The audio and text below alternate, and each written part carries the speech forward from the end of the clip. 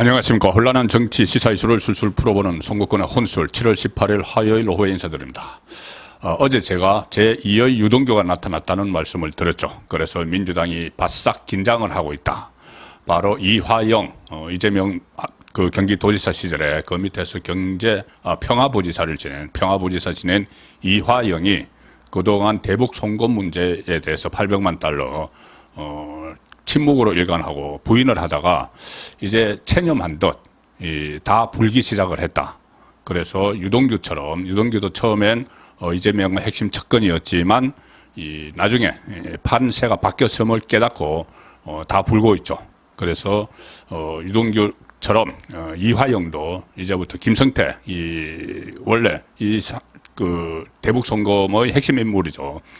김성태 쌍방울 전 회장의 설득, 그리고 김성태가 진술을 하기 시작을 했습니다.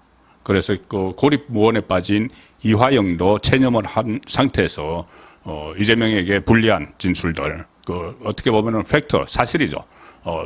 그 북한의 경기도 그리고 이재명을 대신해서 이재명의 방북 비용 대가 300만 달러, 그리고 스마트팜 경기도에서 지원하기로 했던 것을 김성태가 500만 달러 지원을 했다. 그래서 그것을 불기 시작해서 마지막까지 침묵을 지키거나 부인을 하던 이화영이 입을 열기 시작해서 제2의 유동규, 이렇게 제가 어제 정리를 해드렸는데, 자, 제3의 유동규가 나타났습니다. 제3의 유동규. 그러니까 그동안 그 입을 다물고 있던 사람이 입을 열었다는 것인데, 물론 이 사람은 이재명의 척근은 아닙니다. 유동규와 이화영과는 조금 다르죠. 그렇지만 이재명이 받고 있는 또 하나의 핵심적인 의혹, 백현동 옹벽 아파트 백현동 비리 의혹에서 핵심 역할을 한 인물이 또 죄다 불기 시작을 했습니다. 충격적인 오늘 내용을 재판에서 공개가 됐습니다. 뭐냐면은 백현동 개발비리 핵심 로비스트가 있죠. 김인섭 전 한국하우징기실 대표인데, 김인섭이 이재명의 그 성남시장 선거에서 선대본부장을 한 이 사람이 핵심 척근이죠. 김인섭이 구속이 됐습니다. 왜 그러냐면은 그 옹벽 아파트를 건설한 사람이 그 정바울 씨라고 아시아 디벨로퍼 대표입니다. 이 정바울에게서 이 사업으로, 백현동 사업으로 얻은 수익 중에서 77억 원을 수수한 혐의로 구속 기소가 돼 있죠. 김인섭이 구속 기소가 됐는데, 그 김인섭의 재판에서 김인섭에게 77억 원을 준 정바울, 그러니까 그 건설업자입니다. 아시아 디벨로퍼 대표인데, 이 건설업자 정바울이 김인섭 재판에서 폭탄 선언을 한 겁니다. 뭐라고 했냐면은, 백현동 사업으로 얻은 수익 200억 원 중에 일부가 이재명 민주당 대표에게 돌아갈 것으로 알고 있었다. 자, 법정 증언을 했습니다. 직접 이재명 대표에게 돈이 돌아가는 걸로 나는 알고 김인섭에게 돈을 줬다. 이런 이야기가 되는 거죠. 지금 금품 공유자, 그러니까 돈을 준 이 김인섭과 별도로 구속 기소된 그러니까 정바울 씨는 금품 공유자로서 구속이 되어 있는 상태입니다. 김인섭 씨는 돈을 받은 혐의, 정바울 씨는 돈을 준 혐의로 같이 구속이 되어 있는데, 오늘 그 재판에서 김인섭 재판에서 검찰 조사에서 했던 이야기들, 아직 공개가 되지 않았던 이야기들인데, 그 이야기들을 법정에서 다 확인이 됐습니다. 검찰이 이렇게 묻습니다. 김인섭이 식품연구원 부지 이야기를 하며, 식품연구원 부지는 그 아파트 단지를 개발을 하려는 그 땅입니다. 그 4단계나 상향이 됐죠. 용도 상향이 됐죠. 로비에 의해서. 검찰 질문입니다. 검찰이 정바울 씨에게 묻는 거죠. 김인섭이 식품연구원 부지 이야기를 하며 200억 원을 만들어 줄 수 있는지 물었고, 자기가 50%를 먹고 50%는 두 사람에게 갈 것이라고 말했느냐. 검찰 신문에서 그렇게 이야기를 한 거죠. 그 검찰 조사에서. 그래서 검찰이 어제 오늘 재판에서 그렇게 물으니까 그렇다고 정바울 씨가 대답을 합니다. 그러니까 김인섭이 이 식품연구원 용도 상향 이런 이야기를 하면서 내가 그러면은 그 용도 상향하고 편의를 봐줄 테니까 200억 원을 나에게 줄 수 있느냐? 김인섭이 정바울에게 업자에게 그렇게 이야기를 하면서 200억 원을 주면은 김인섭 내가 50%를 먹고 50%는 다른 두 사람에게 갈 거다. 이렇게 이야기를 했다고 그런 이야기를 들었다고 정바울이 진술을 한 거죠.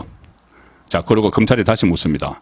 두 사람이 누구인지에 대해서 이재명과 정진상이라고 생각했다고 검찰 조사에서 답했는데 맞느냐?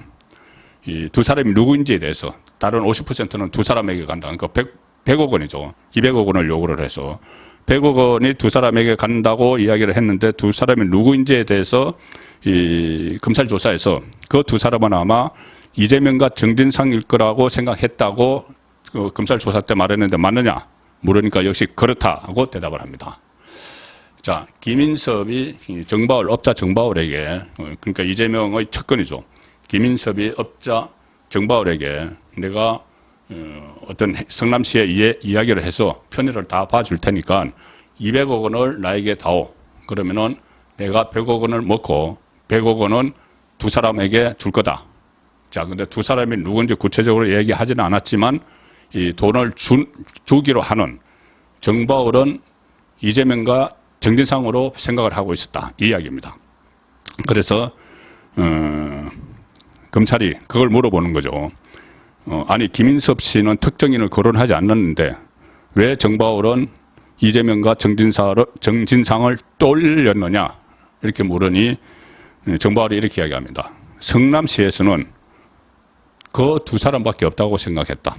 성남시에 로비를 해야 되는데 그런 로비를 할 대상은 딱 두 사람이다.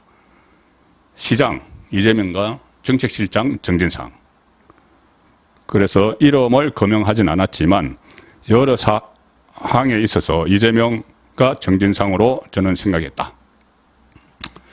자, 김인섭은 그러면 돈을 받아서 이재명에게 주기로 하고 그 용도를 4단계나 변경하고 이런 행위를 했을 가능성이 농후한 거죠. 이재명이 다 알고 있었다는 이야기가 되는 겁니다. 그리고 이 정바울은 김인섭을 다른 사람에게서 소개를 받았는데 그 경위에 대해서 이 검찰이 이렇게 또 묻습니다. 이재명 당시 성남시장에게 영향을 끼칠 수 있는 사람이라고 소개를 받았느냐? 그렇게 하니 정바울이 대답을 하기를 선대 본부장을 지낸 사람이라고 소개받았고 그 이후 그 사실을 알게 됐다. 핵심 척근이라는 걸 알게 됐다. 그리고 검찰은 또 이렇게 묻습니다.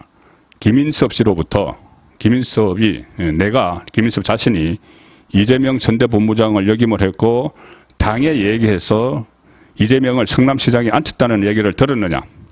여기도 맞다고 대답을 합니다. 정바울이. 이 이야기는 김인섭이 민주당에 인맥이 있어서 그 처음에 이재명이 성남시장 될 때에 민주당에 이야기를 해서 김인섭이 이야기를 해서 공천을 앞두고 영향력을 행사해서 이재명 당시 변호사가 시장 후보가 될 수 있도록 애썼다는 의미로 정바울은 받아들였다고 이야기를 합니다. 이 말이 무슨 말이냐면은 이 김인섭이 그런 식으로 이야기를 한 거죠. 내가 200억 원 주면 이 성남시장에게 이야기해서 다 편의를 봐줄 수 있는데 나하고 이재명 시장의 관계는 이재명을 성남시장에 꽂은 사람이 바로 나야. 김인섭이. 그렇게 이야기를 하는 거죠. 그러니 내가 이야기하면은 이재명은 무조건 내 말을 듣게 돼 있어. 그러니 200억 원을 줘. 그러면은 내가 100억 원은 내가 갖고 100억 원은 이재명 정진상에게 줄 거야. 그 말이 오늘 그 법원에서 나온 겁니다. 그리고 그 구체적인 또 진술들이 있습니다. 어떻게 사업 편의를 봐줬는지 이 구체적인 진술들이 있고 백현동 온갖 아파트 만드는 과정에서 또 하나 검찰이 의미 있는 진술을 확보를 했는데 최근에 성남시 공무원들을 소환을 해서 조사를 했는데 인허가 업무를 진행한 실무 공무원들을 소환해서 조사를 했는데 그 실무 공무원들이 왜 그렇게 용도 변경 같은 특혜를 줬느냐고 하니까 윗선의 지시로 어쩔 수 없이 했다. 이 진술 확보했습니다.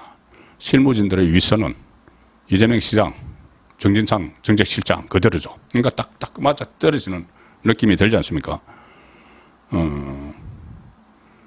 용도 변경 등 실무를 맡은 실무자들의 그런 진술로 인해서 당시 시장이었던 이재명, 정책실장이었던 정진상을 상대로 한 수사에 또 탄력이 붙을 것으로 보인다. 최근 복수의 성남시 공무원들로부터 인허가 업무는 성남시 윗선 지시로 이루어졌다.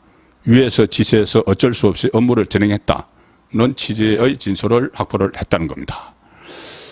그래서 이들은 백현동 개발업자인 정바울 대표가 이재명의 측근으로 알려진 로비스트 김인섭 씨를 통해서 요청한 일들을 처리를 해줬다. 실무자들이.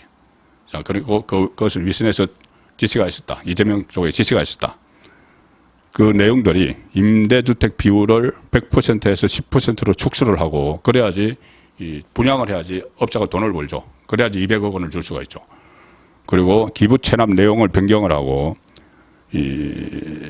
R&D 건물에서 R&D 용지로 건물에서 용지로 기부 체납을 내용을 변경을 해주고 개발 부지에 대한 4단계 용도 변경 등 인허가 실무를 맡았던 사람들이 그거 우리 마음대로 한 게 아니고 윗선의 지시에 의해서 한 거야. 그리고 그 윗선은 100억 원을 받기로 한 겁니다. 수사팀은 성남시 윗선이 이재명, 정진상이라고 강하게 의심을 하고 있고 조만간 정진상을 피의자 신분으로 소환을 한 뒤에 이재명 소환 조사도 검찰은 벌일 것으로 알려졌다.